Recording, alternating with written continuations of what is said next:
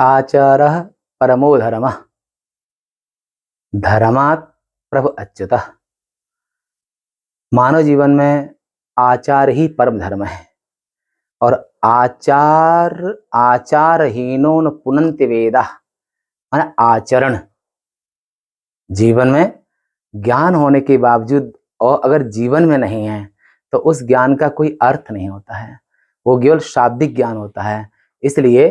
इसलिए आचरण में होना चाहिए और जो आचरण में होता है वही उत्तम लोक, उत्तम गति और उत्तम जीवन का कारक होता है।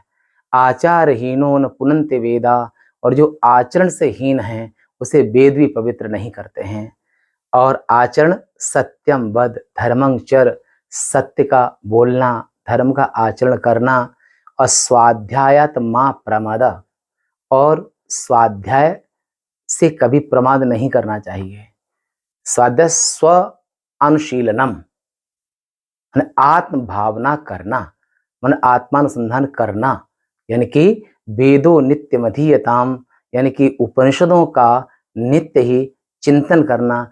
1 घंटा सुबह, 1 घंटा शाम को, 2 घंटा तो स्वाध्याय होना ही चाहिए।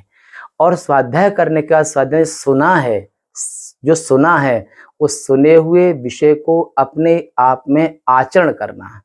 जब कभी भी ऐसी भावना आए कि मैं शरीर हूं, मैं अमुक हूं, और कभी ऐसा आए कि मैं करूं, मैंने किया, ऐसा कभी न बोल, तेरे बिना भी चलती थी दुनिया बड़ी अनमोल।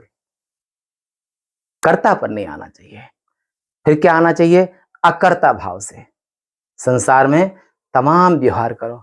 तमाम व्यवहार करते हुए, तमाम कार्य करते हुए उन सबके जो केंद्र में जो है आत्मा में स्थित होकर के, और फिर संसार में कई व्यवहार करना, खाना पीना, जगना सोना, युद्ध करना, व्यापार करना और तमाम सारे लोक व्यवहार करना, तब वो सब जो है अगर मैं आत्मा मान करके अगर व्यवहार करेंगे तो वो ये उपनिषद के सिद्धांत को आपने आत्मसात किया, माने आत्मा से अभिन्न किया।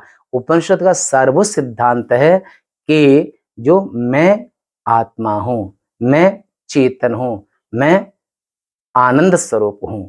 ऐसे सत्यं ज्ञान मनंतम ब्रह्म, ये आचरण है।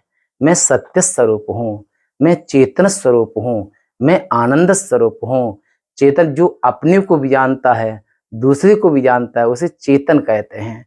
और कभी जड़ भाव में वृत्ति नहीं जाना चाहिए, और ये सर्वोच्च सिद्धांत है। और इस सिद्धांत में जो है वही मनुष्य कहलाता है, विवेकी कहलाता है।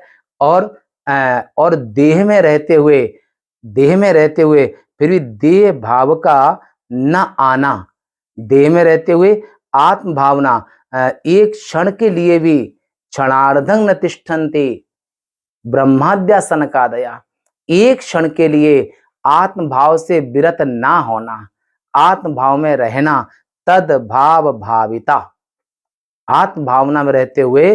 और जब ये तो ऐसे ज्ञानी को, आत्मज्ञ को, विवेकी को कोई भी पाप नहीं छू सकता है। हत्वापश्यमान लोकान न हन्ति न निवद्यते, गीता के 18वें अध्याय में, कि वो तीनों लोक की उसके हाथ से हत्या भी हो जाए तो भी उसे कोई दोष नहीं लगता। इसलिए आचार परमो धर्मः।